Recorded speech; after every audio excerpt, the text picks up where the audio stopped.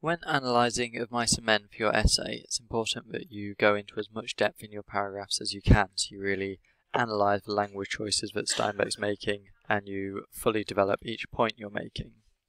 On the Padlet you'll find a list of points you may want to include in your essay, and this is in box 17 on the Padlet.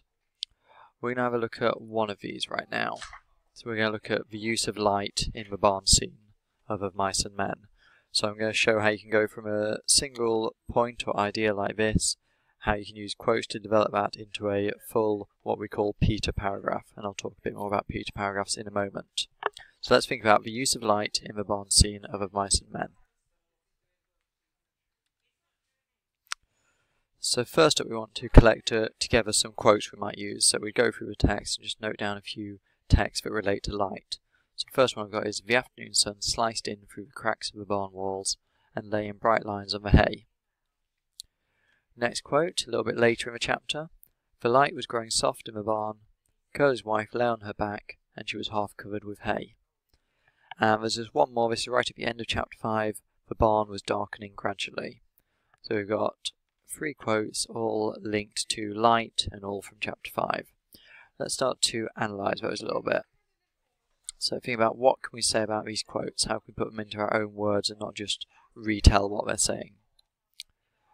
So think first about this word sliced and bright lines. So remember, when you're picking out your quotes you want to keep it to 1 or 2 words, keep the quotes as short as possible. So I think sliced is a really important word here, I think bright lines is an important word. We've got the dead girl, the sort of soft light around her, and then we've got this end of the scene where it's darkening. So let's look on the next slide what I've said about each of these. Actually, let's go back a second.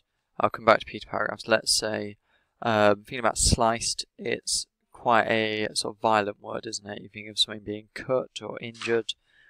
So even though it's talking about sunlight, which is usually quite gentle, Steinbeck's used this word sliced, which creates a tense atmosphere because it's quite violent. We have these bright lines laying across the hay, and that would give an image of sort of bars of a prison window, perhaps. So I don't think it's too much of a stretch to see the bars of light as being like on a prison. And then we could think about how the characters are trapped in their situation, how maybe Curly's wife is walking into a trap and she's already trapped by her marriage to Curly. You can think about how George and Lenny are trapped in their lifestyle, not having much money, having to work on the ranch. So you can link this bright lines as a sort of symbol to bigger ideas.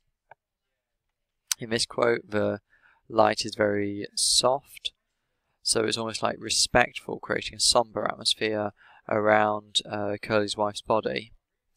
And then at the end of the scene, we have the barn darkening gradually, so it closes the scene, it brings it to a sort of fade to black, dark close, and it's also like the sun is setting on the dreams of the characters, because of what Lenny has done, we know that George and him won't be able to get their farm now because he's murdered someone, so he'll be in too much trouble, so their dream can't go ahead. So it's like the sun is setting not only on the scene, but also on their dream. And of course the sun is kind of set on the life of Curly's wife, who's now dead. Alright, moving forward to that other slide. Peter paragraphs. You may have come across P paragraphs before, or Peel paragraphs. This just adds an extra letter and rephrase it slightly. So Peter stands for point, evidence, terminology, explanation, and relate. So you make your point, you use some evidence to back it up, you try and use some appropriate English terminology. So for Mice and Men we might talk about foreshadowing or symbolism or similes. You explain how that point, why that point is the case, you explore it in a bit more detail, and then you relate it back to the question. So it's really important you constantly use words from a question, so keep referring to atmosphere, for example. Alright, so the point we're making about light is Steinbeck uses light to symbolise different themes in this chapter. Here's our evidence and our explanation together. The sun sliced, it suggests violence and injury. The bright lines of light and dark, it's like prison bars, it's like people being trapped. The light growing soft is respectful of Curly's wife's death, it's very poignant, you might describe a poignant or somber atmosphere. And for darkening at the end is for sun setting, marking the end of the character's dreams and of Curly's wife. Terminology we're going to use here: symbolize, so the light could symbolize prison bars, or the darkening light could symbolize the end of a dream. Theme, we might talk about the theme of the American dream, which is throughout the story. We could talk about the theme of loneliness and being trapped, so Crooks and Curly's wife are both trapped. And we can talk about the imagery, so it's imagery of sliced, suggesting violence and imagery.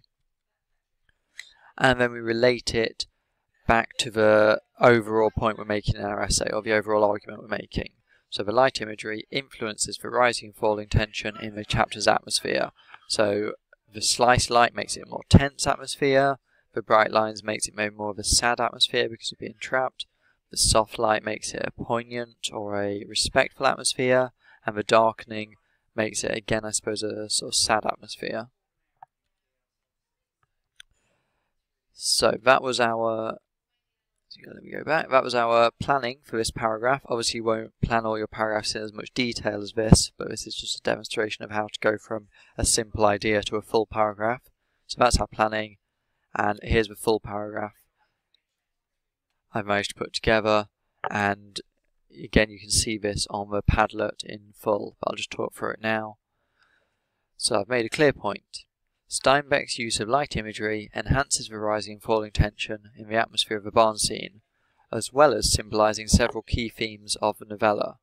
So I'm saying that the light imagery is doing two different things here. It influences the atmosphere and it reflects the key themes. So always add additional points or ideas that are related if you can, always develop it further. So then I'm going to talk about my evidence and my explanation. At the start of the scene, the sun sliced into the barn. Note how I've used a single word for my quote, and it flows as part of the sentence. The sun, quote, sliced, end quote, into the barn. The word sliced suggests violence. Again, I haven't said shows. I've used suggests because it doesn't show. We have to be a bit more advanced than that. The word sliced suggests violence, danger, or injury. Possibly, remember we can't always be definite, we're just interpreting, it's just our own ideas. Possibly foreshadowing the revelation that Lenny has killed the puppy already and will go on to kill Curly's wife. So Steinbeck's chosen all his words very carefully, and this word sliced immediately suggests that something is slightly off in this chapter, and what is slightly off? He could be suggesting or foreshadowing that Lenny has killed his puppy and will go on to kill Curly's wife. These slices of sunlight also create bright lines on the hay. These lines would resemble the bars of a cell window, and so could be related to how certain characters are trapped or confined. So I'm expanding on my point here. I'm not just saying that the word sliced is light imagery, but I'm also talking about the bright lines. I'm relating that to the rest of the novella. So I'm talking about the theme of being trapped or being lonely, and I'm being specific. I've not just said some characters feel trapped or confined and left it there. I've given specific examples. So here I say Lenny feels trapped in a bad situation, panicking about what he has done to the puppy, while Curly's wife is trapped in a lonely situation by her marriage to Curly, and these two characters being the two who appear most in Chapter 5. And then, because I had so many ideas to fit into this paragraph, I've managed to extend the paragraph a little bit further. So I've said, in contrast to the bright light at the start of the chapter, when Curly's wife is killed, the light around her is described as growing soft, suggesting, as that was suggesting rather than shows again, a sombre, respectful atmosphere. At the end of the chapter, the light is fading further, and the barn is darkening. The sun setting could symbolise the end of George, Lenny and Candy's dream for their farm, as well as the hopes, dreams and life of Curly's wife. So I'm going beyond sort of the obvious meanings, and I'm expanding that by saying this light darkening could suggest or could be related to the end of the character's dreams. So if you talk about the symbolism behind the words that Steinbeck uses, then you'll be achieving plenty of marks and you'll be developing your paragraphs well. So hopefully that's useful on how to develop a Peter paragraph from some of the points which are on the Padlet.